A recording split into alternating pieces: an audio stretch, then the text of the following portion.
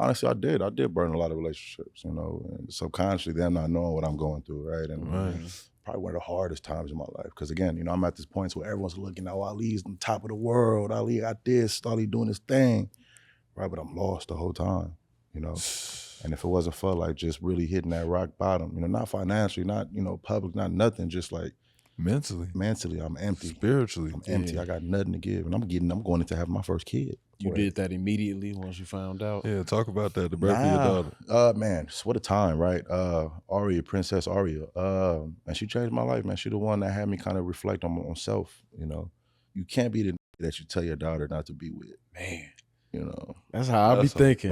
That's how I be thinking. Yeah. I don't want them dating who was like me at their age. 100%. Are you kidding me? Yeah. Yeah, I don't want it. Because deep down inside, I knew who I was. You know what I'm saying? I knew what you know. And how you operate, how you think, like what you might do. I don't know, speak for yourself. I'm pretty good. Everyone laughed in here.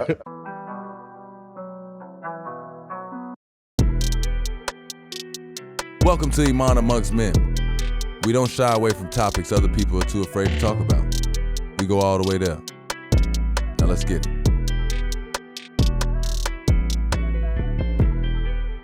Welcome to Iman Amongst Men. I'm Iman Shumpert here with my big brother Ahrii. Ahrii, go on, give a what's up to your people. What's going on, people? I'm Ahrii, and today we're joined by another very special guest. We got Grammy-winning audio engineer and hit maker, Derek Ali. MixedByAli. Welcome to the show. Appreciate you having me. It's love. It's love. So the theme of today's show is going to be called The Sound of the Future. When you hear that phrase, what comes to your mind? So I have a whole thing called The Sound of Tomorrow. So I think we're on the same page. You know what I'm saying? Solid. I love that. What does that mean to you? The Sound of Tomorrow is, you know, it's a foundation that I started, right? Being able to invest into the future. You know, everything that I've done to get to where I am today. I've been part of some of the biggest records. I've been, you know, blessed to have these golden years to be able to, you know, provide for my family and, you know, inspire other people that look like me to come from where I come from. Right, you don't got to be a producer or you don't got to be a rapper to still, you know, have that good life. And, you know, I want to show other individuals that look up to me, you know, that you can be the sound of tomorrow. You know. Right. Paint that for me. What is coming up as Ali? So born and raised in Gardena, California. You know, it's a city in LA next to Compton, Carson. Raised by my grandparents. You know, half Polish, half Liberian descent. Raised by my Polish grandparents. You know, simple kid that just didn't understand life, right? I wake up every day, all my homies is black, they in the streets, we doing what we do. And I come home, my grandparents don't speak English, you know, I had to learn Polish just so I can, you know, communicate. And damn, you speak Polish? Fluent, you know. Man. But it was more of just lost, you know, understanding, not knowing where I come from, you know, because my mom and my dad had what they had, you know, he wasn't talked about that much. So it was one of those things of subconsciously not understanding that I didn't know where I came from or where I belong, right? So just trying to maneuver through life. You know, but that kid that had ADHD, I failed everything in school. If there was something that, you know, I loved or something that I wanted to embark upon, I would put all my focus and energy into that. You know, I was the kid that, you know, took RC cars, break it apart, took computers, break it apart to see how it worked. Put them back together. Never worked when you put it back together, right? Right. You know, but it was the process that I enjoyed. And you know, very computer literate. I was gifted computers as a kid by my uncles, and you know, that's kind of what had me, you know, fall in love with just the process of creation. And once I found out I could break a song down and put that back together, it was a wrap. You know, my hustle back in the day was ringtones back in high school. I remember the chirp Boost mobile phones. Yeah. So I found out how to crack those the phones and put like 30-second ringtones before ringtones was a thing. So I would have homies come over after, you know, after football practice or after school, and you know, I was recording, you know, them in my grandma's closet with a, you know, a gaming microphone, you know, and they would record like 30-second parody ringtones, you know. Don't answer the phone, you know, or mom's calling, pick up, whatever it was. I didn't even know that existed. Yeah. He just finessed it. It didn't exist. You know what I'm saying? No, I'm just saying I didn't know there was people out here doing that. Oh yeah, by the time I was in high school, like people was doing all type of crazy. Well, no. I knew you could, you know, hack the phone and all of that. Bro, they was doing. These is flip phones. These was like the 860s, you know what I'm saying, the 712. That's when I was in high school. I ain't never heard somebody, I know, I'm saying, but I've never heard somebody's ringtone be their own 30-second recording. You know what I'm saying? Oh, right. Yeah, we was doing it. You got to think, Kevin Kleiman, we would start recording. people knew how to transfer the files and enable it. Mm-hmm. They just knew the lingo better. Yeah. Like we had no clue what that was. Like I remember when they was Bluetoothing, they was Bluetoothing with the razors way back. Oh yeah, I remember that. I had the little and they was trying to explain to me. No, I mean like Bluetoothing information. Like I could Bluetooth you a photo, and they was like, I'm like, what? Like what are we talking Wi-Fi about? before Wi-Fi. It was just weird. Like 100%. everything was just Them phones was real powerful before like you know people just understand how they work. But again, I just sat down, I had my computer, online. I'm in forums, understanding how they worked, and turn that into a hustle. Charge $20 a ringtone. I found a box of antennas and the light up antennas that I found them. And I was a phone guy. Early hustler. I always been like a hustler. I love figuring out ways and just unorthodox processes on getting money. Where does that come from? Because that's really outside the box. Most kids go an easy route for a hustle. Saw something somebody else did. Right. But to say that you were just taking shit apart and going, like, what made you? It's the ADD. It was just back then when if you didn't play ball or something, you really didn't feel that you had like a purpose or a place. And my place was playing computer games and finding how to do things that no one else knew how to do. Right. Right. And that little bit of purpose, like, oh, I could do something that no one in the school could do. It felt good. It gave me that little bit of purpose. And again, when I figured out how I could do that with music from ringtones, it was a wrap. That's crazy. Yeah. Drinking out. My thing was my hustle. I got CD burners, and I would burn people to mix CD. Yep. So you might want to mix. You may want an extra number of songs on there. So I knew how to squeeze it and make it.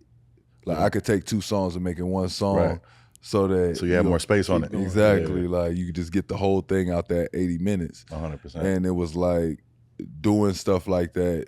People was paying me $5 because they literally couldn't do it. And I'm like, bro, it's low key easy. Right. It's super easy. But that's how it was with the ringtones. It's like to me it was easy. Yeah. Like everybody looking at it like, oh, you going crazy. And it's like, all right, bet, I'll take that. Real talk. I ain't gonna tell none of y'all this. You don't know what I can really do. Yeah. Like I'll take the bread. 100%. So it went from that to to just recording full length songs. One of my auntie's closest friends. Your own songs? No. So one of my auntie's closest friends was Tyga's mama, the rapper Tyga. So me and Tyga grew up together.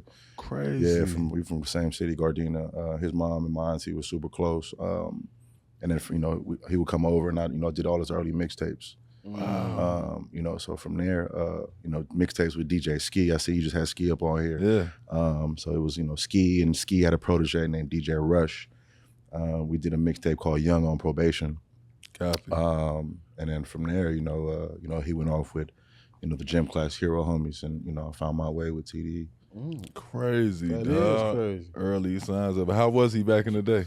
We saying, man, he's really a hustler. I remember back in the day, even before what I was doing, I thought I was going crazy. But we would put up those mixtapes, and he was at the mall selling $5. I'm talking, I was more shy, reserved, kind of in my zone, kind of just peeping the scene, seeing what's going on. And he from the jump, had that confidence. You know what I'm saying? From that jump, he was, he was in high school, tatted already, face tats in high school. Like, he had no other route but to make it, from our perspective. But just seeing him and how he maneuvered his mixtapes, and you could tell that he was going to be something. You could tell that he was, he was hungry. I'd never seen a hunger like that, at such a young age, and it was inspiring.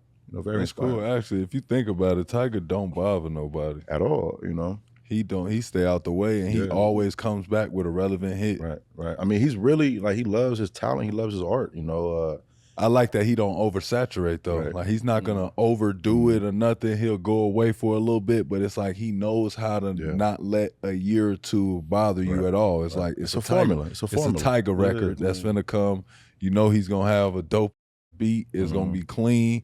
And it's gonna have some quotable somewhere that we all gonna want to say. But now that I think about it, it's like, bro, I never really paid attention to the man hustle. Like that's raw as hell. Yeah. Like he only drops an album like every couple of years, right? He usually independently, and then he got 1 or 2 that just it's relevant. It's gonna be relevant. The thing about that record Taste, it went diamond independent. Right? He went diamond independent. If I'm not mistaken, don't quote me on it, but if I believe, I think Taste went diamond. Wow. Yeah. Under Empire. Shout out to crazy. Yeah. Crazy. Give me your earliest memory falling in love with music. It would be downloading from LimeWire this program called Cool Edit Pro. It's my type of guy, man. He's a pirate. Period. You know what I'm saying? This is a program, Cool Edit Pro, and that's the transition from the ringtones into like full-length songs, because you can only do so much in the program that I was doing the ringtones in.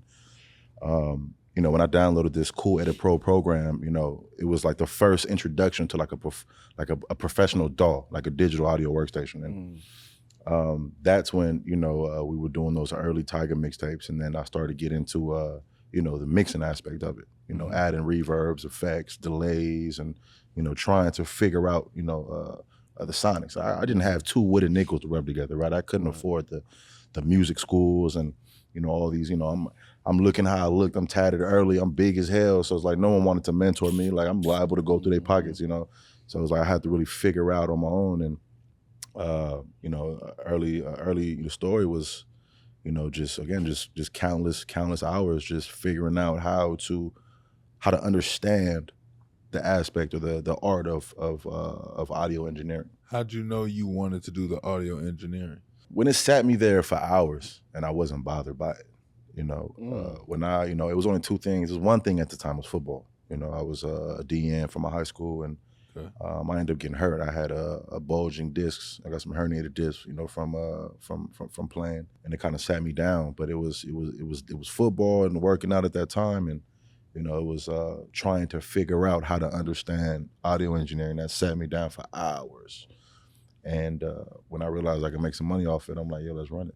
You know? Crazy. Yeah. So you just like, bro, No training. Yeah, no do it training. yourself. Like I couldn't, you know, I was on the forums, I was on the blogs. I don't know if they still up, but it was one called futureproducers.com, gearsluts.com. I don't know if that's still live or not, but you know, I would like upload my work for people to critique. You know, I would look at how people set up the studios. I just fully dived into it. Again, I was that kid that if I liked something and if something caught my attention, I would fully dive into it. You know, kind of become obsessed. 100%. You know, I got that same type of behavior. You know what I'm do the saying? same Like thing. That was basketball for me. I Right. do one move all day.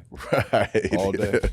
All day. And then pull it out on people, and they be like, bro, what's with you in this move? Like, bro, I've been doing It's smooth as hell too. Can't no I've been doing it all day, bro. Like, I know it's they like catching you clearly. off. Oh, bro. Clearly. They like, okay, my nigga, that's all you finna do today? Yeah. 100%. Oh, bro, I just learned it. I got to do it. I got to do it. I know that feeling, but you become, how many hours? What they say, 10,000 hours to be good? I'm a firm believer in that. I'm a very firm. You know, Malcolm Gladwell is actually, I speak on that now when I, you know, mentor or, you know, when I talk to individuals about my journey. You know, it's 10,000 hours is important. You know, being able to, you know, become a master. They say that, you know, in any field, whether it's sports, business, you know, music, whatever, takes an average individual at a minimum of 10,000 hours to become a master, you know, and I believe that from the stance of, you know, when coming up with Kendrick, right, and J-Rock and Ab-Soul and Schoolboy, right, you know, we were scared the hell out of me. God damn.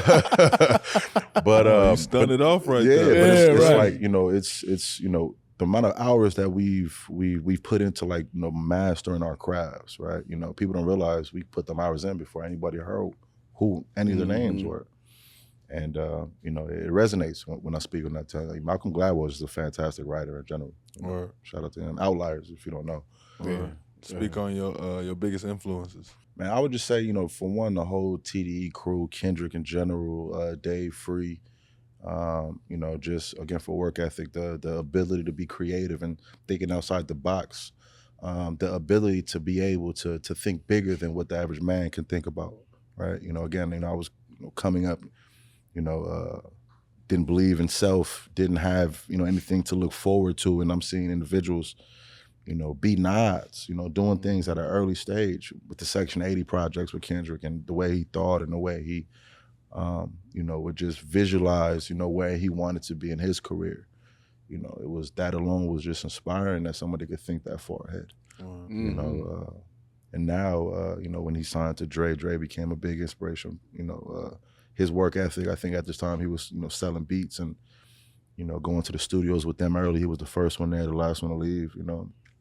Having billions of dollars, working that hard, it's like, yo, it's not about the money, it's the passion, you know. You know, so and present, you know, I have a mentor, Kelly Kimball, you know, somebody who has, you positioned me in ways that I couldn't imagine. I just got done lecturing at Harvard, curating a course there now. Damn! That's type good, bro. That's crazy. So what's the class? So it's on AI and music in general. So now, as I'm sure we're going to get into it, but I founded a music tech platform that provides the business solutions for audio engineers to grow and scale their businesses, and we're implementing AI to kind of help provide tools to make audio engineering more efficient, so they can do more and generate more revenue for themselves. Crazy. But just again, my mentor Kelly Campbell, he's got me thinking about things that I never thought about, from texturing my brand with politics and just thinking about business in general. Texturing his brand. Yeah. Do you ever feel like using the AI and some of those things takes away from the ability for people to make money, as in a sense almost oversaturating the market? I think because in such 100%, we all got those fears, right? And that's why I feel like me wanting to be a voice in the space, being a creative, also turning into a tech founder, right? Being that voice to be able to lead that generation into the future. It's inevitable. Right. AI is here. How can we maximize the efficiency of that in a more, I would say, ethical way, right? We have a lot of companies out there that, are taken away from the creative, but I want to introduce it in a way where it's adding value to the human, not taking away from it. Right. A good friend of mine that I got connected by my mentor Kelly. His name is Professor Kareem Lakhani. He's the AI god at Harvard, and he has this quote: AI is not going to take no one's job. It's going to be the human enabled in AI that's going to take the jobs. So there is that fear of it coming in the music environment and taken away from it. But again, me with my team and the platform that we're building, we got the ability to introduce it in a way where we're providing value to every one individual using it to be able to scale their individual business rather than taking away from them. Copy. Well, talk about getting connected with TDE, because I mean, as much as all those names, it would sound like an accomplishment. How do you start getting those connections where it's like somebody of that level is trusting you to mix their stuff? I think back in those days, it wasn't about trust. It was more necessity. I reached out to Dave Free went to my high school. He went to Gardena High. He's from Carson, again, the next city over. I've always known about him in my school. He, again, computer literate, very intellectual individual. He was the computer tech in high school, working for the high school. You know what I'm saying? Honestly, I reached out to him and I reached out to Punch, on MySpace. Yo, I'm not looking for any money. I'm not looking for nothing. I just want to learn. How can I be valuable? Punch and Dave invited me over, and I kind of was that kid that just never left. They had a studio. Punch at that time was the audio engineer. And, obviously he wanted to do more of the manager, the managerial roles, and wanted to be more with, building the talent of the artist. But because there was no one that specifically wanted to be an audio engineer, he was forced with, playing that role, right? And here I come, again, coming off of the ringtones, fully focused on trying to be an audio engineer. You like, I don't want to do that. I don't want to do that. You can have that. Let me sit in this chair for days and days and days and days. You can stay up with the artists and all 100%, that. I'm talking, and that's when I got my 10,000 hours. When, when J-Rock would pull up, I would record him. When he went home, Ab-Soul pulled up and I would record him. When he went to sleep, K-Dot pulled up, I would record him. When he, dipped out, Schoolboy pulled up and I would record him. So it was 24 hours to me, and it was the best time of my life, It kept me you just soaking everything. Trial and error, experience, it's the best teacher. When did you sleep, man? Didn't, you know what I'm saying? I didn't want to. I didn't want to. It was. What's the longest you stayed up? I mean, I'm not gonna sit here and lie and say I've been up for 2-3 days, but solid like a good 30-something hours, just just in the studio having and a good time. Not realizing you've been up that long. Thank God. You just love. I thought he was gonna say 2 or 3 days. I did it. My birthday, not my 34th birthday, but my 33rd birthday, I stayed up for like 3 days. Yeah. What a time. Well, really, it was 2.5. I don't even remember. You start getting delirious after I think 40 hours. Yeah. You start seeing. You get delirious. You start tweaking. But it was I ain't even, we'll talk about that. That's offline. We'll talk about that.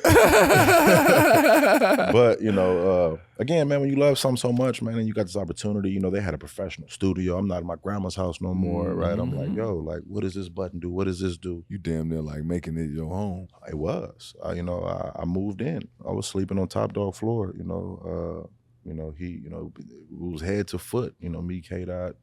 You know, J-Rock would be on the floor somewhere, Absol would be in the corner somewhere freestyling. You know, we put $5 together to get some chicken for the night. You know, it was camp. It was rap camp. You know, everyone. You know, you had Soundwave there. You know, everybody wanted to be the best in their field. You know, and I think that is why, you know, the success that everyone had, you know, added that much impact to the culture, because everyone was running with blinders on. You know, having a focus on.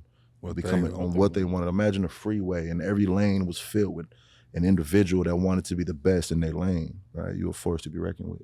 That's fire. Damn, that's raw. It was all y'all really just competing. That's what it together, sounded like. But I didn't know they was all together for that long. Yeah, I'm talking about from 2000 and I graduated high school in 2007. Before we graduated, we was there daily, up until like what?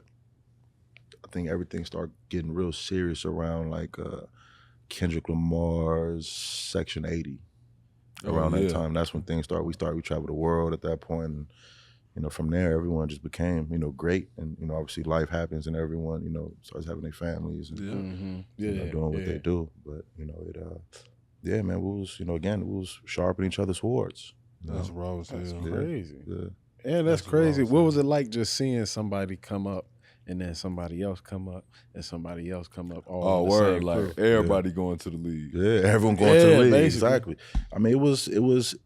I mean, that long ago, we knew what it was. You know, like you couldn't tell any one of us that, you know, it wouldn't be what it is today. It was the work. It was the work. You couldn't get around it. You know, and you know, having Top Dawg in there, having, you know, the person that believed in every one of us. You know, giving us the safe place to his house. You know, to be able to, again, sleep on the floor, on the couches. You know, we eating up his food when his wife making dinner. You know, we was all the stepchildren that just moved in, and he believed in us enough to not get upset at the fact that we eating up all the spaghetti. You know what I'm saying? It was, you know, and you know, it panned out. You know, that's raw as hell. That's cold story. Your grandkids gonna love that. Biggest lessons you learned working with Dr. Dre. Patience.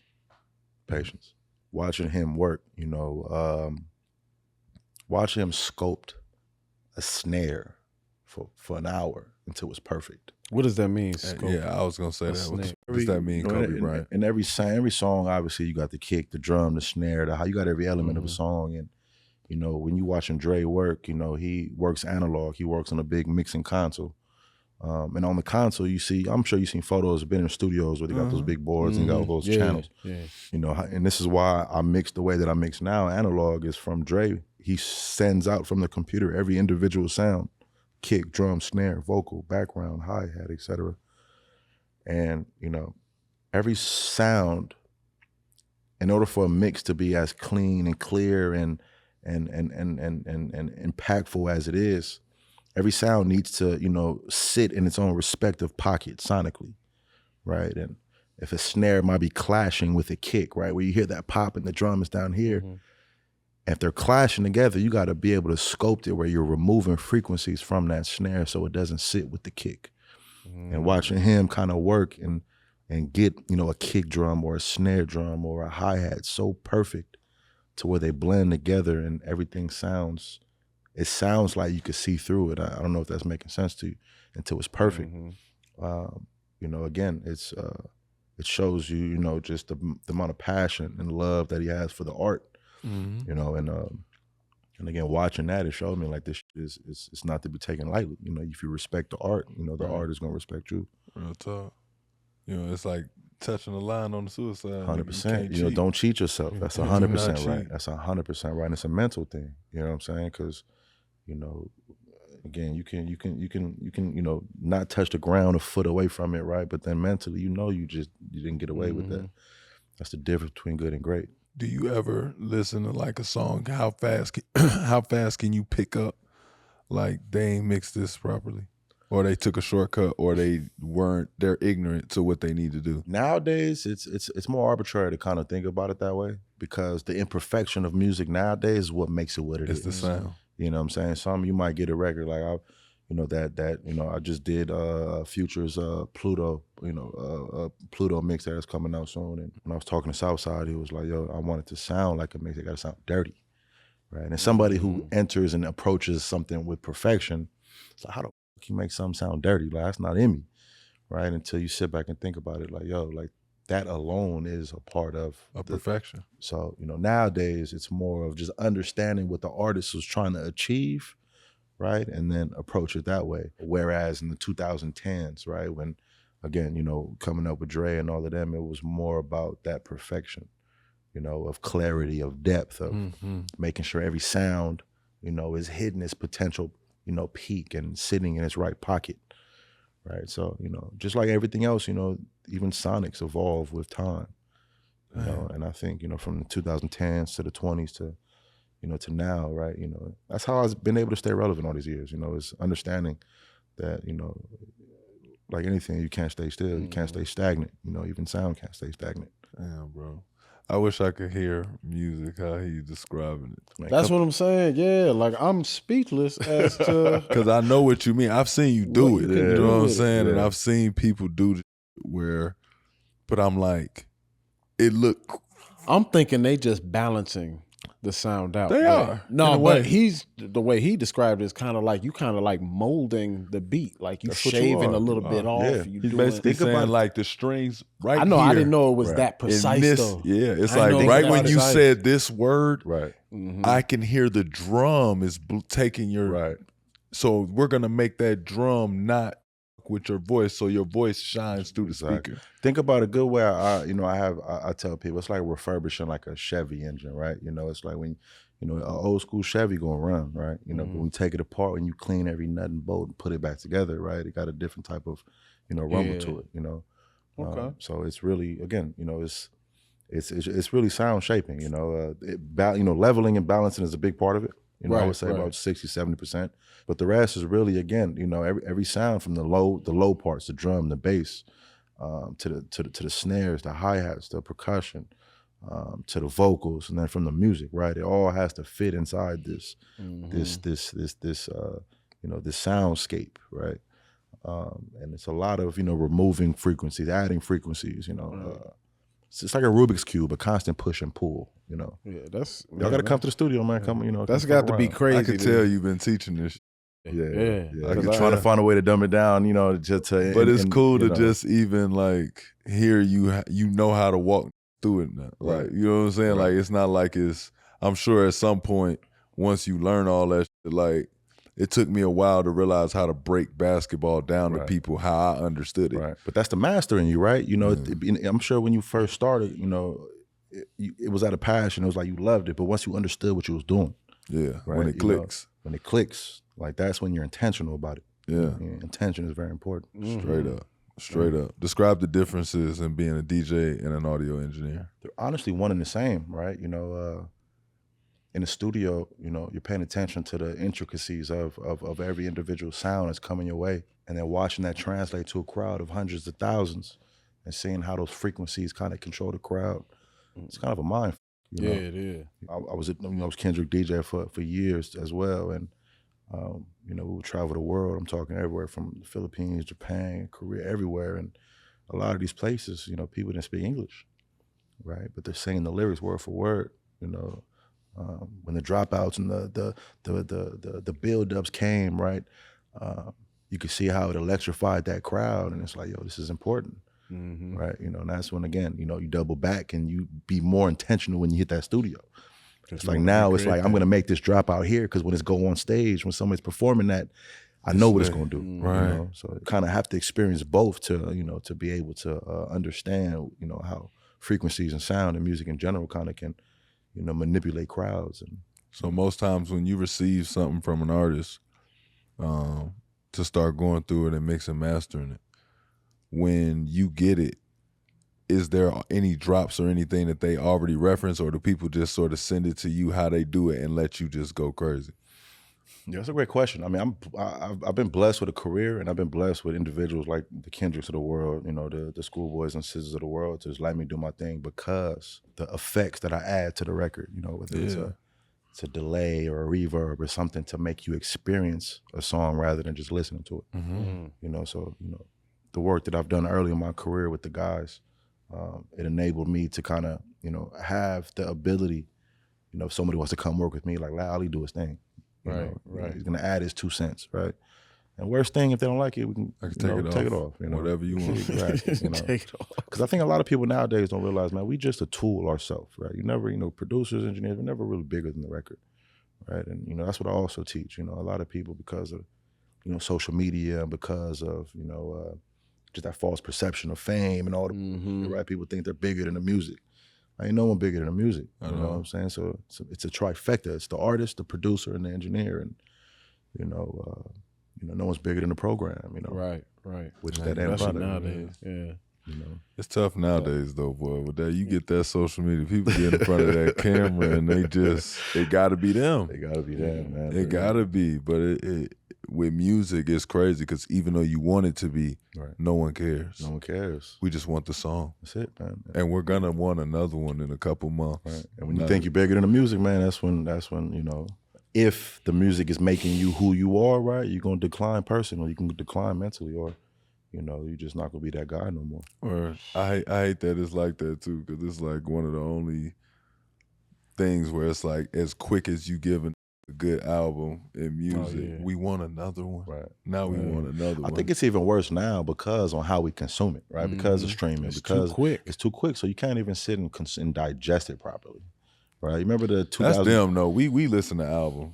No. There's a handful of individuals, though. Yeah, we get it in. You know, we get it in. You can still get it in because I don't 100%. really like riding in my car. If you ain't got a full album, you're not getting a ride. For real though. No, that's if I can't let your shit ride, you're not getting a ride in my car. Now, if somebody playing it while we going to the club and they want to play some, mix it up and whatever, or we going to an event, y'all want to mix it up and on y'all phone, cool. If I'm riding on something I got to do, if you ain't got a full album, you get no run. Right. I mean, no run. If I got to keep skipping, it's a wrap. Real talk. It's a wrap. It gotta breathe, you know. And again, there's a handful of individuals that really can appreciate it, you know. But again, there's a lot of, you know, younger consumers that, you know, grew up on the playlist, on the Spotify playlist. That's what I think the difference is that we didn't, like, we came up, we weren't able to get music that quick. I was the one that gave it to us. No, but it wasn't this quick. It's like we'll know whenever we'll get a 2-3 month head start when somebody about to drop a mixtape or drop a freestyle or something. Wasn't nobody giving us them updates with Tune. Wayne was giving us them updates. Oh no, but Wayne you still had to wait. Now you still have to wait. You ain't gotta wait. Yeah. Oh yeah. Like somebody gonna get a hold of it. Pirates. Yeah, there you go. Right. There you go. Right. You know, so it's, you know, just, you know, the fact that, you know, again, these playlists, you know, people are used to just, you know, song after song after song, and like people are calling projects, you know, legendary and classic after one listen. Like, you know, it's you know, it's out of hand. It's out of, you know, it is what it is. Though. It's evolution. It's not, you know, it's gonna continue to stream forward. So it's, you know, it's finding a way to fit in that progression, right? But yeah, man, I feel like the 2010s was like the last of it. You got the Kendrick, the J. Cole's, the Joey Badasses. You had the ASAP crew. Like it was when the Mac Miller, Nipsey, all of that. It was when full bodies of work was being celebrated the way they should. You know, and I feel like they was all properly themed. Yeah, like I feel like now there's no real theme to what you trying to do. Like that is social media. That is you know people pushing the TikToks and everyone following these trends and doing these dances and all the. You know, so it's, you know, I think that's a product of trying to go viral. Right. You know what I'm saying? Which also, you know, is hurting the culture, you know, just point blank. Yeah, I don't like when people don't have full bodies of work because it never really lets me get into you as an artist. It just keeps it at who sing the song? What song is that? Or you gotta sing a lyric of it. Yeah, or you gotta type in the lyric on there. Like, I really don't even care who you are. Right. Like, I don't like that. I like being able to click on your name the first time, see your album, click on that, and then go in. Like, that's where back in the day, remember, we were able to do that just because we knew it wasn't like a boatload of coming out tomorrow. It's only these albums on the show. There you go. And that artist had an identity. You know, I feel like, you know, also now there's a lack of individuals going after figuring out who they are as an artist. You know, there's no identity, right? Because people are chasing the same sounds and, you know, et cetera, right? You know, I think artists are not really diving into like, what makes you you, right? What is your thing? Like, what are you talking about? What's your subject matter? Like, who is your audience? Right. You know, but again, you know, I might just be turning into an old. You know? No, that's how I be. No, that's how I be feeling. You know, that's exactly how I feel. Like if you can't just keep dialing in the same way that I need you to, like especially lyrically, I can't do it. Right. Like if you got 2 or 3 songs that ain't alike, or 3 or 4 skippage, like. Yeah, 3 or 4 skippage. I can't do it. Randomly, the project I was listening to on the way up here, I know I'm contradicting when I say I don't drive, but I was riding to one up here with Slim Thug's Already Platinum from 2005. I don't know if you remember that project. Everything sounded different from the production of Jazzy Faye. To, you know what I'm saying, the records with T.I. and Three Kings and all that. And it was like, yo, like, it was so nostalgic, you know, to be able to enjoy some back to back. That's when you had like one record for the women. You had, you know, you had the club record, you had the mama record. Like, it was like a formula, but not really. You know what I'm saying? Because it's like it's really hit or miss whether you're gonna like it. But that's a fact. That's a fact. I missed that. Missed them days. Missed them days, man. What do you think the political and social messages in hip hop? What do you think they start with? I mean, what do you think they're coming to with the new generations, the new artists that are coming? Man, if I could be frank, man, I think any political message is based off of what the popular tone is at that time, right? I think a lot of individuals are not thinking for themselves, right? You know, I feel like individuals are just looking at what other people are saying and not trying to be the all ball out and, you know, I'm gonna get on that one, I'm gonna get on that wagon, I'm gonna get on this wagon. But you do have some individuals that have purpose, that, you know, have, you know, backbone and have that ability to stand strong to what they believe in. And probably have chased that knowledge. Chase the knowledge, man. I think knowledge is key, man. It took me years to understand that, man. You know, it's only so much you can learn from talking to your homies, you know. It's right. You know, you have to go out and, you know, and search for it. You know, you gotta, you know, go rub elbows and, you know, get uncomfortable for once. You know, that's when you really truly know yourself, and you know, that's when you just grow as an individual, you know. I didn't start really learning how small my section was until I started traveling the world, you know. I didn't really realize how like close-minded individuals close to me were until I started traveling the world, you know. And it's a luxury that not everybody gets to experience, right? Which is unfortunate, but you know, I think, you know, that's, you know, again, it's a little bit of aspects of, you know, being institutionalized to a certain extent. I remember when the knowledge is power finally resonated with me, because for some reason I took knowledge as book smart. Right. Which is some of the most incorrect. Like, I don't know if anybody else out there ever felt like this, but people say knowledge is power, and for some reason I thought of somebody winning the valedictorian award, where it was like they're the smartest person, and it's like sometimes knowledge doesn't come in the form of reading another experiences. Like sometimes knowledge is going and having the most experience, period.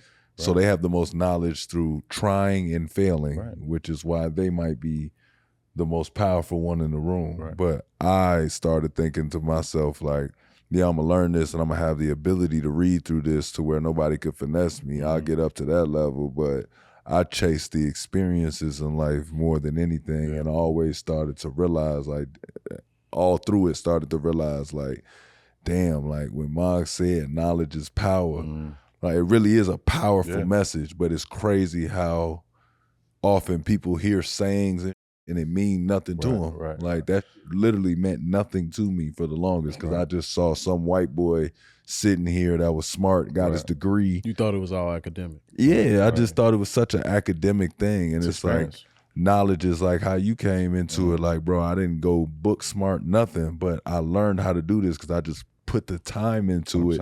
Trial, error.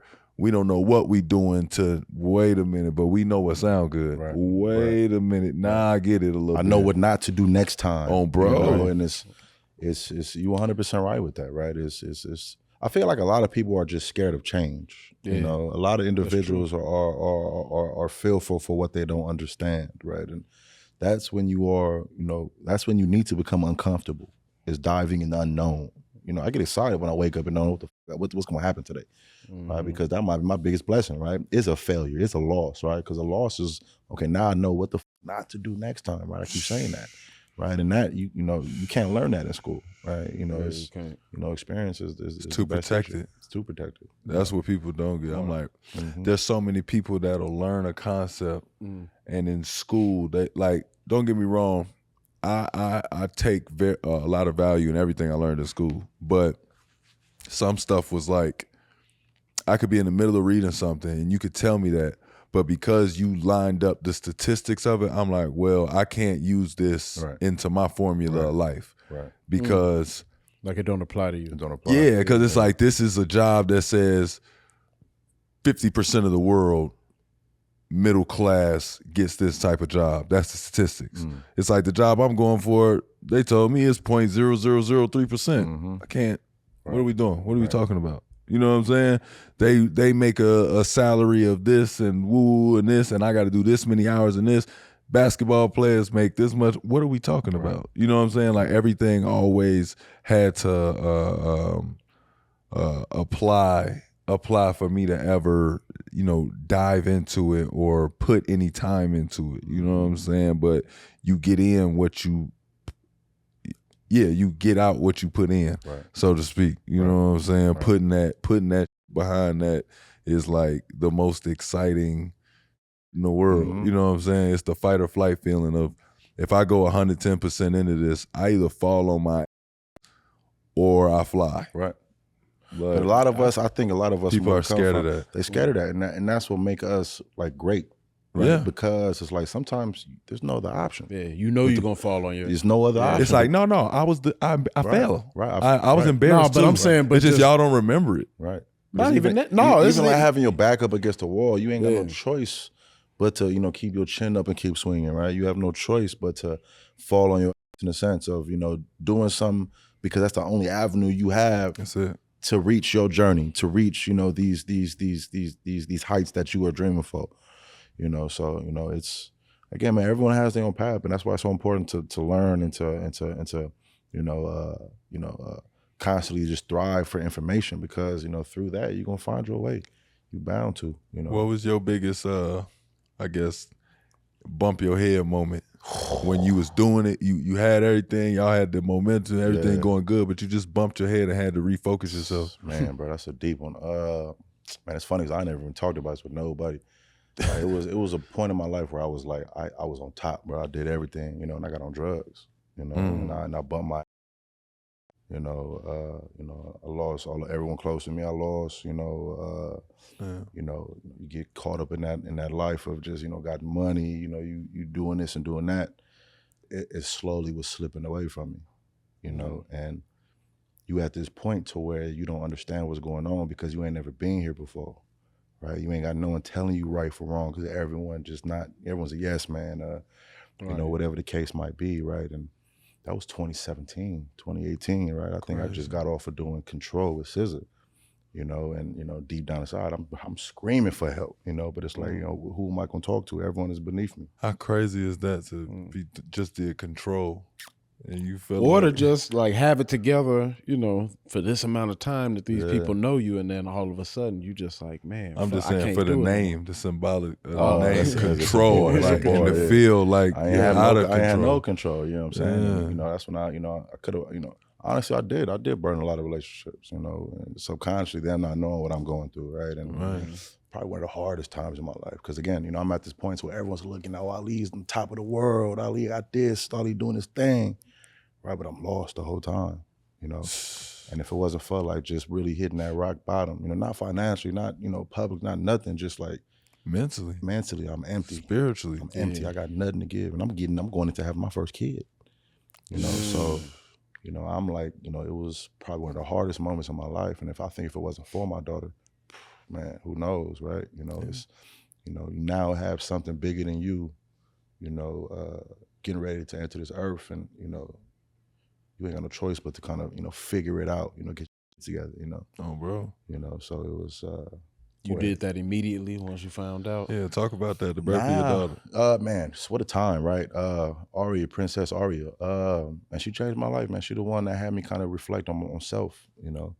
You know, it's like, yo, you can't, you can't be the that you tell your daughter not to be with. Man. You know. That's how I be thinking. That's how I be thinking. That's exactly what I be thinking. Man, like man. I be thinking about that. Like I be thinking about it when I think of your girls too. I'm like, man, like I don't want to be. Yeah. I don't want them dating a who was like me at their age. 100%. Are you kidding me? Yeah. Yeah, I don't want. Because deep down inside, I knew who I was. You know what I'm saying? I knew what I, and how you operate, how you think, like what you might do. I don't know. Speak for yourself. I'm pretty good. Everyone laughed in here. Everybody laughed. But it's real, man. I think during that time, man, it was like, and I was on this kind of this quest to like understand, like who are you, bro? Like you got to this point so fast, multiple Grammys, bro. Made millions. Like you sitting on top, people calling you a legend at like 25 years old, 26 years old. Everyone gashing you up, and it was tough to come down. It's a double entendre right there. It was very tough to come down. But having my daughter forced me to, right? Because I was on the verge of losing it all, right? And I just couldn't be that to have it all, lose it all, right? It was just that was like a little bit of ego in me as well. Mm-hmm. And I think during that time I realized ain't no one gonna come and save you, right? Ain't nobody gonna be there to save you, bro. Preach it. Preach it. Again, I might have been, subconsciously screaming for help, right? And hoping somebody come and like, help out, but no one came, right? To me, that make it worse. That make it feel 100%, way worse. What, if somebody be a crutch? No. Not even that. Just like screaming for help and like realizing it ain't not one person that's like, you good? Like it's like they expect you to be straight because of your accolade. Right. So it's like, damn, it's on me. Like, you know what I'm saying? It's like what I'm a blame everybody else for not coming and saving me when I'm on top of the world. Like, top of that. Like, so it's separated yourself. You know what I'm saying? That's exactly what I did too. I completely went ghost, separate myself and rebuilt. And I think that right there is why I have everything I have today. It gave me the space, gave me that clarity to be able to, to plan, right? To rebuild in every sense of that word. Or, to just be into your daughter life more, so you just dove into that. 100%. Dove into that, dove into like what are my aspirations, dove into, just going back to being a dreamer, right? Because again, my dreams are now reality. Like I run through LA and I do what I want. Like, you know what I'm saying? I got the bread, I got the accolades, people want me at all the club, at all the spot, I got that. You know what I'm saying? Since I have to reel it back and, and really understand, like, what, just get back to that moment of like what drives you, what moves you, right? Because at that time, everything that moved me, I was doing, if that makes sense. Yeah, I know what you mean. It's a blessing in disguise. It hurt for the time, right? But you needed to relearn something. You gotta share. You gotta he was shed a victim that of getting everything he wanted. But it's like he said. It's like he was saying. Had to keep learning. Yeah. Like now I gotta learn how to be a father. But now I gotta learn how to do it on my own. Because I came up with a group of individuals and like we learned together. And now everyone is like doing their thing and it ain't no one to learn off of. No so it's example. like there was no example. Another reset. Another reset. So now having a kid, it's like it was on me to now like figure it out for us. Yeah. That was me. Before I had my daughter, I had to reconstruct. Because I'm just like, well, not before, but a little bit after I had her, like I realized it was different.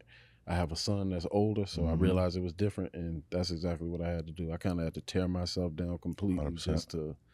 just to relate with her. 100%. And, 100%. I mean, I was on a real journey, bro. Like I told you, I was raised by my grandparents. They didn't know my black side.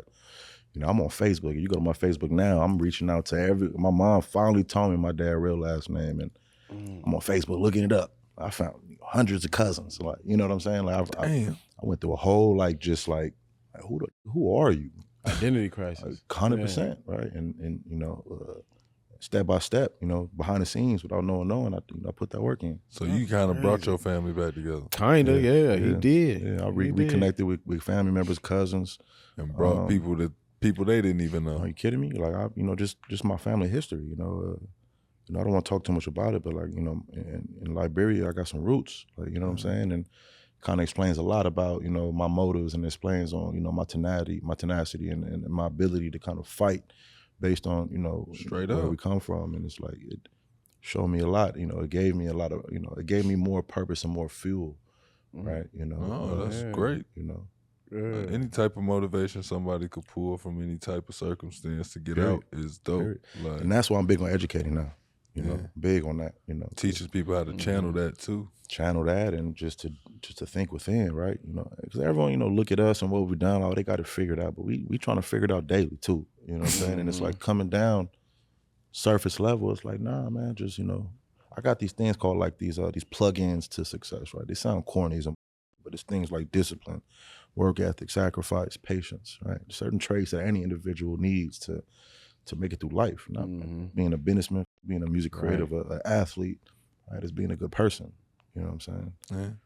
It's crazy because they used to say this like when we used to like talk to each other, like, you know, how you play somebody one-on-one and somebody quit. Yeah. One of my coaches used to be like, don't quit, I'm gonna learn from that too. Like, I just learned how to make you quit. Like, I still got off. Either way, it ain't nothing, the game, it just made me feel like the game ain't got nothing to do with you. It was like a way to get in somebody's head.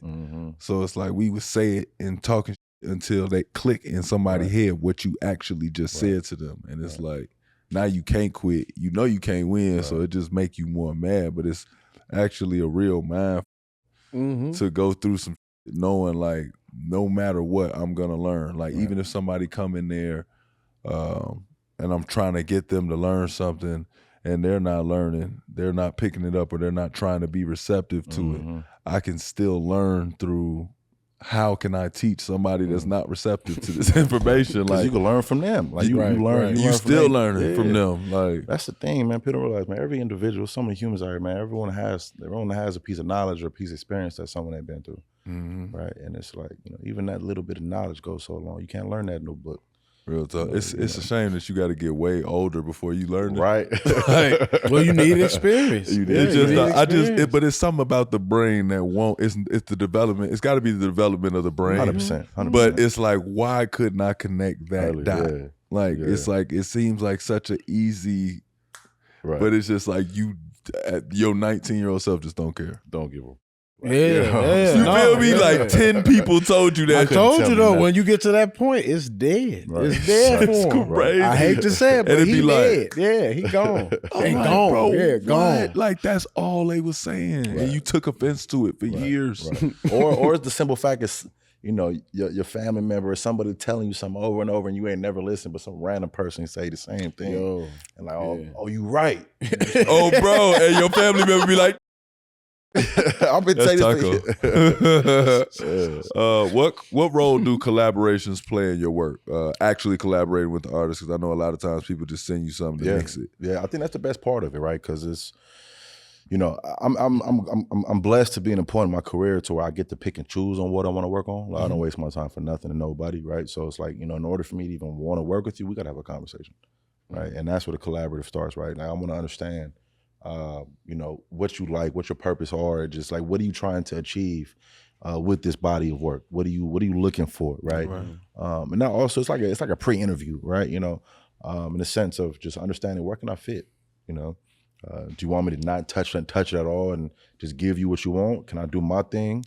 You know, but collaborating and having that in studio type experience with the artist, it's a different way to connect, man. You know, because it's, you know, a lot of artists are reserved and, you know, a lot of them don't know how to take their cool off and hang it up right for a day, right? So it's a way to really connect, you know, because in the studio you're vulnerable, right? You know, you got artists that are talking about some of the most vulnerable shit in their music and sit next to what they talking about. So I'm seeing artists tear up and, you know, go through the motions while we putting these songs together because it's some of their most intimate moments and experiences of life.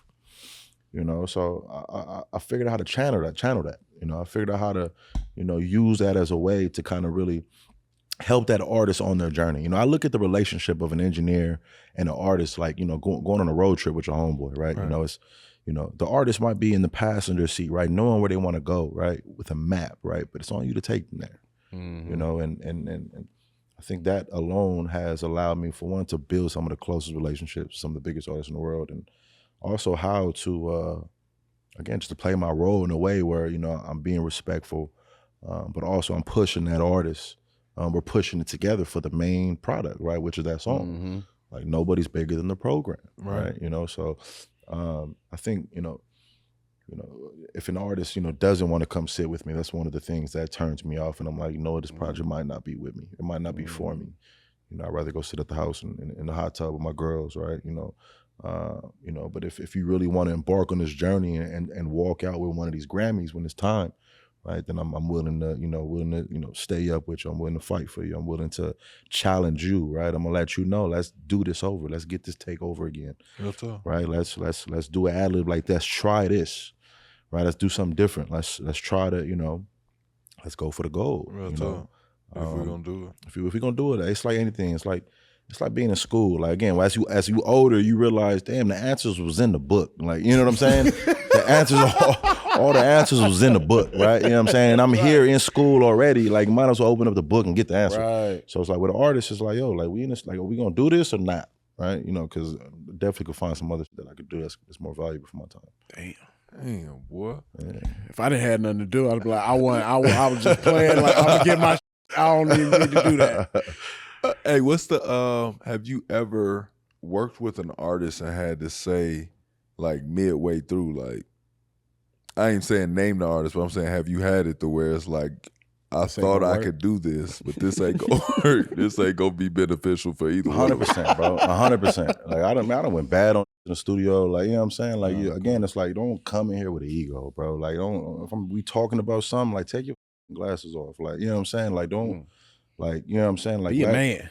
It's just like, let's do the thing, bro. Don't come in here off the juice. Don't, you know what I'm saying? Don't come, like, if we, like, you know what I'm saying? Don't be like falling over, can't function. You feel me? Like, I hate it when it's 3 in the morning and I'm trying to figure out a direction of a record, but the artist is in the lounge knocked out. Like, this is your, like, you know what I'm saying? Like, this is your, label gonna pay me regardless. Like, you know what I'm saying? Like, this is your, like, let's you know, be meticulous about it. Let's do the work, bro. Like, let's work. do the work, bro. Like, and it's, you know, so answer your question, hell yeah. Like, I done backed out of a few projects, right? That's crazy. You know, a lot of take it personally. You know what I'm saying? You know who you are. You know, you know who you are. You know what I'm saying? Come holler at me. But it's more of like it's more of the respect that I now have for myself. Like, you know, you're not about to waste. Not about to waste my time. And even the ones that did, you like, if they would have came back proper, it's like, let's rock. Let's rock, bro. Because again, man, I'm gonna keep saying this, bro. No one's bigger than the program, bro. I'm trying to have a rack of these gold Grammys. Like, you know what I'm saying? Like, I'm trying to leave my daughter's legacy. You know what I'm saying? I credit my daughters on every song that I do. You know what I'm saying? I give them points on every song that I do. Like, I'm trying to leave that for them. Real talk. And if you're not gonna, you know, if you're not gonna work as hard as I am, right? At least for my piece of this, like, it's like, bro, I'm out of here. Like, you know. I have my assistants knock it out. Like, you know what I'm saying? I'm gonna still charge you full rate, you know? Straight up. You know, so. Straight up. That's how I gotta be. That's how I gotta be. No, he just stood on it though. Yeah, for just sure. You know who you are. You know what I'm saying? Hey, so leading off with that, I mean, we gotta talk about the Drake, Kendrick beef, right?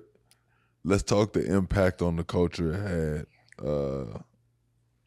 The culture and the culture of LA, the West Coast in general. I think it was great for unity. Yeah, you know, the pop out, right? You know, just being at that concert and just watching, you know, different hoods coming together who've been beefing for generations.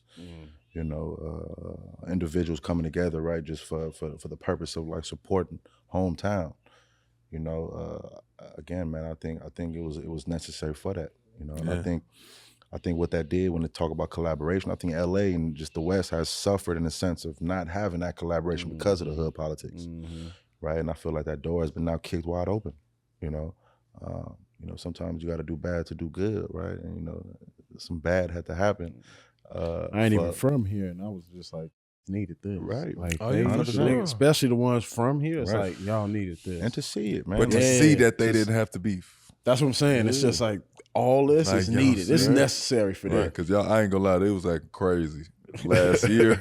Last year around this time, they was acting bad. They was snatching everything. it was getting bad out here. Right. It was like people was telling me like, "Shorty, don't go outside. Stay inside in LA." I mean, that's too much going on. That's just a product of just just being hungry. It's not too many opportunities out here. It's like a lot of us that have like reached a point in our life. I think we get so far removed from like what reality is for a lot of individuals. You know what I'm saying? So we get comfortable, you get complacent, right? So it's like in the sense of I'm partial to it because I understand it. I got homies to this day that I break bread with that that you know what I'm saying that you know what I'm saying it's like I'm grateful to even have family that are going through things to kind of have me on a swivel to understand that like it's not all just Calabasas and country clubs. But yeah, I mean in the sense of just the music and the culture coming together for the celebration of a big win. Right. I think that was needed to know that, like we can come together and celebrate. We can come together, make music and be on the same stages and be at the same venues without nothing going on. It look easy. And it was not,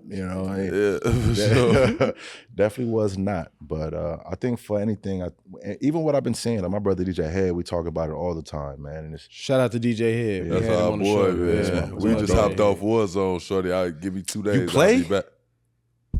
Come on, bro. Don't play with me. I play with Head almost every other day, dog. Don't play with me, dog. We're going to get it in. Look. Get this mix, Ali. Are you best friends, dog? Let's get him in the mix, Ali. I'm telling you, dog. Hey, we're run some Warzone. Yeah. That's for another conversation, though. Resurge. I'm telling you, Ahrii. Come on. I'm telling you. Come on. Good actor, you know what I'm saying? Activision. I like this guy, man. I like this guy, man. But like Head, man, like it's, just we have these conversations, even with the voice that he now has because of him being so vocal about that whole experience, right? Yeah. We needed that, right? It's been so stagnant out here. Nobody wanted to come and be that figure to speak for us, right? And who else to do that but Head, right? He bleeds this, His musical catalog is insane. Crazy, man. Oh yeah, crazy. Yeah. And he's a smart dude. Smart dude, man. He loves it. I remember we was on tour. Back in the day, J-Rock was signed to Tech Nine from Midwest. So J-Rock was signed to Strange Music for a little bit. Our first bus tour, it was J-Rock, E40, Tech Nine, and Glasses Malone. DJ Head, DJ for Glasses Malone. I DJ for J-Rock. Kendrick, hype man for J-Rock. And we on a bus, 52 days, no hotel room, showering at truck stops. Bro, like the grind, right? And it was like to see, where he's at now and to see, everything that he's doing is, if anybody deserves it, it's Head. He put the work in, man. He loves it. Yeah. And he'll die for this West Coast. You know what I'm saying? Yeah, man. Well, Ali, before we get you out of here, we'd like to ask all our guests, what are you working on improving about yourself right now? I mean, I'm still learning daily, man. Again, we talked about briefly before we started, man. There is no blueprint to being a father. I think to say it in a nutshell, like time is our only currency. And as we all just striving for greatness and, trying to, do things that haven't been done before and trying to just be great all around, we forget that, time, you can't get that back, man. And what I'm trying to, really learn and be better at is prioritizing real life for now, right? And not always thinking so far ahead, right? I've seen my daughter grow from being born to now being 7, and a lot of the time, I have to reel myself in to, not be on my phone or, rushing to a meeting or rushing to the office, So, me personally, it's learning to be present. Learning in the midst of madness, just learning to be present. Because we're not gonna get this time back. Right. These important years, man. 7. Kidding me?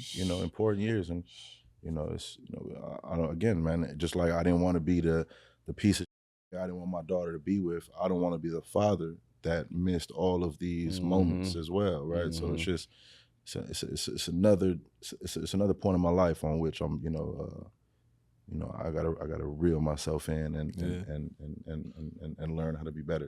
That's a fun part to be in, though. I'll tell you that. Yeah, man. It's in 10 years from now, it's gonna be another thing I'm trying to figure out. And, so it's just constantly just self-reflection, man, and not to be that guy, that hotel that's just going, constantly just talk about empowerment, but it's it's real. Like everybody make mistakes, just acknowledge it, look in the mirror, and move on. Real Yes, talk. sir. Yes, sir. Real Before we talk. wrap up, any shout outs, anything you want to promote further or? Man, I definitely would love to promote some. Man, I feel like this conversation was just more about just like self and purpose. So I'm gonna leave that beat, man. You know. All right, man. That's fire, That's a but first. still handle. Yeah, let the people Handle know. wise, how do they follow you? How do? Yeah, Instagram MixedByAli, MixedByAli. You know, again, if you're an audio engineer or an artist looking to book a studio, get a song mixed and master, go to engineers.com. Wow. You know, I'd love to give y'all some credits for your listeners and the fans to, you know, book free studio time or whatever. Let's do it. You know, you Let's can do put them codes out, you know. Man, come on, Let's do it, bro. For real, you know I'm man. down. Yeah, that's 100%. cool. That's raw. Anything 100%. that help people, because I did audio engineering when I went to tech. Word. So I actually got to learn how to do that. Word. I used to drag Taco and Al them into the studio, book the studio out. I used to take girls in there, make them listen to it. Couldn't mix for shit. I realized in there I can't mix for shit, but I could record myself and have somebody else mix. Right.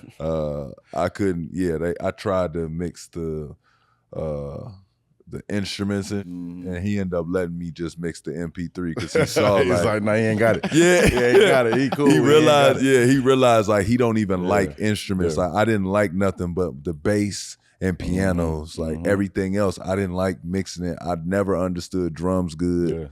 Yeah. I know when they sound good, I know it's good. You know, but put together. I don't know how to get there. Yeah, I'm like telling you, man, y'all come by the studio. You know, I bought the old Death Row Records in Tarzana. I did not know that. You know, Right. Crazy. So like, this throws out here, it's ridiculous. With a Like, straight face, too. oh, like, bro, like, you know, I this is bought the old Death Row, like nah, bro. Pac, Snoop, all them where they be at. Yeah, that's mine now. Bro, we so, fully redid it. I'm telling you, you know what I'm saying? We'll come, you know, have a day, man, on me. oh man, this guy, this is a Come in here, stand-up guy, right. man. Gonna be a perfect guest. Oh, man. Get on out here, Warzone, no, man. real Say thing. less, bro. We can hop on a night. Let's get it. As always, thank you for rocking with us on Iman Amongst Men. I'm Iman Shumpert. And I'm Ahrii Shumpert. Thank you to our guest, Derek Ali. Mixed by Ali. What's up? Thanks for having me.